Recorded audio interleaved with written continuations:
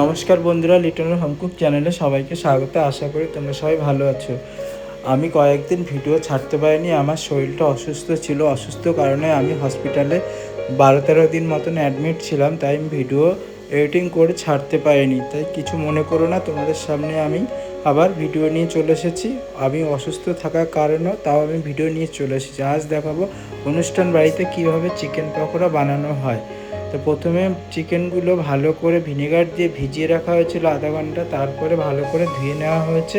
এখন ভালো করে ম্যারিনেট করে নিতে হবে।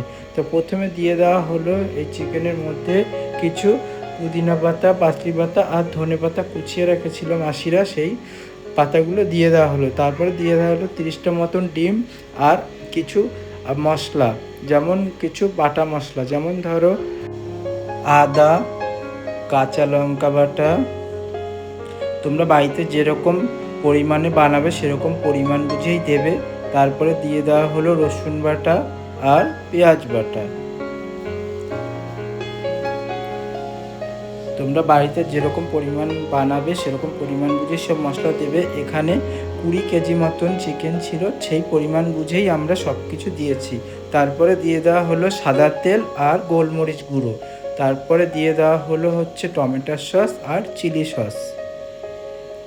এগুলো দিয়ে যখন তুমি মাংসটা ভালো করে ম্যারিনেট করবে, দেখবে এত সুস্বাদু হবে খেতে।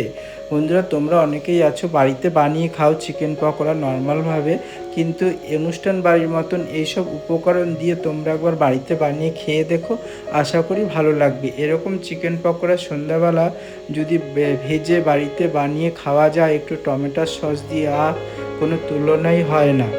তারপরে এখন দিয়ে দিতে হবে যেমন ধরো অ্যারারুট আর চালের গুঁড়ো আর একটু বেসন।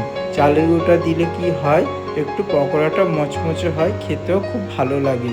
সব পরিমাণ মতন লবণ টবণ দিয়ে ভালো করে নিয়ে নেওয়া হয়েছে। আমি বলতে পারিনি লবণের পরিমাণটা, আর যাই হোক লবণ দিয়ে দেওয়া হয়েছে। এখন দিয়ে দেওয়া হলো অ্যারারুট আর চালের গুঁড়ো, আর দিয়ে দেওয়া হলো কেজি খানিক মতন বেসন।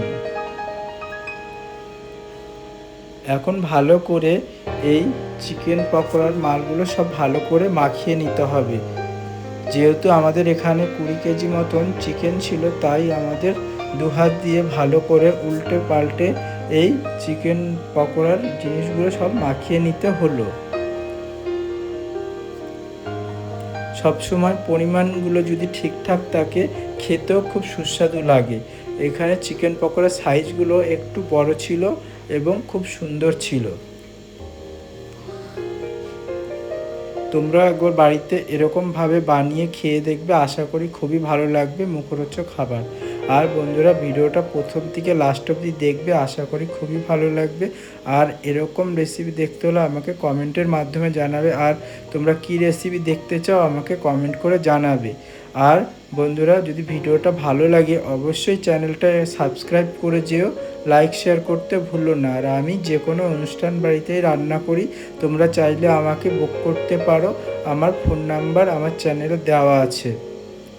দেখো, এইভাবে উল্টে পাল্টে ভালো করে এই চিকেন পকোড়াগুলো খুব সুন্দর করে মাখিয়ে নিতে হবে। অবশ্যই মাখানোর উপরে সব কিছু ডিপেন্ড করে। সব কিছু ভালো সুস্বাদু হতে গেলে সব কিছু পরিমাণটা যদি ভালোভাবে দেওয়া যায় আর ভালো করে যদি মাখানো যায়, তাহলে খুব ভালো হয়। তারপরে মনে হচ্ছিল একটু বেসন কম আর একটু অ্যারারুট কম, তাই আর একটু বেসন আর একটু অ্যারারুট দিয়ে দেওয়া হয়েছিল। দিয়ে আধা ঘন্টা রেখে দিতে হবে অবশ্যই। তাহলে কি হয়, সব কিছু লবণ, যে মশলাগুলো আমরা ইউজ করেছি সব মশলাগুলো ঢুকে যায় চিকেনের ভিতরে। আর চিকেন পকোড়াগুলো ভালো করে ভাজলে খেতেও ভালো লাগে। তারপরে দিয়ে দেওয়া হলো একটু অ্যারারুট, দিয়ে ভালো করে উল্টে পাল্টে মাখিয়ে নিয়ে রেখে দেওয়া হলো আধা ঘন্টার জন্য। আর এদিক দিয়ে পকোড়া ভাজার জন্য কড়াইতে তেল দিয়ে গরম করতে দেওয়া হলো। আর এই অনুষ্ঠান বাড়ির চিকেন পকোড়া দুবারই ভাজতে হয়, একবারে ভাজলে হয় না, দুবার ভাজতে হয়। এই দেখো, তেল গরম হয়ে গেছে, এখন চিকেন পকোড়াগুলো এইভাবে ছেড়ে দেওয়া হচ্ছে কড়াইতে। আর ওদিক দিয়ে অন্য রান্নাবান্না হচ্ছিল। এইভাবে চিকেন পকোড়াগুলো ফার্স্ট কোট ভেজে নেওয়া হলো। সব চিকেনগুলো এই দেখো এইভাবে ভেজে নেওয়া হলো। তারপরে এখন সন্ধ্যা হয়ে যাচ্ছে, তাই দাদারা বলল যে সন্ধ্যা হয়ে গেছে, এখন আমাদের চিকেন পকোড়া ভেজে দাও, আমরা এখন সার্ভ করব। লোকজনও চলে এসছে, তাই আবার আমরা ভেজে দিচ্ছি চিকেন পকোড়া।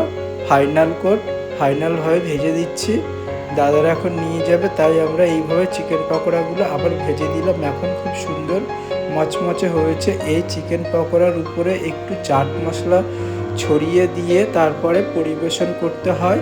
তোমরাও এইভাবে বন্ধুরা বাড়িতে একবার বানিয়ে করে খেয়ে দেখো, আশা করি খুব সুস্বাদু লাগবে। আর আমার ভিডিওটা ভালো লাগলে অবশ্যই আমার চ্যানেলটি সাবস্ক্রাইব করো বন্ধুরা, আর আমাকে কমেন্টের মাধ্যমে জানিও। আর তোমরা কী রেসিপি দেখতে চাও আমাকে কমেন্টের মাধ্যমে বলো। আর যেই দাদা ভাই দিদি ভাই আমার ভিডিওটা দেখছেন, আপনাকে অসংখ্য ধন্যবাদ।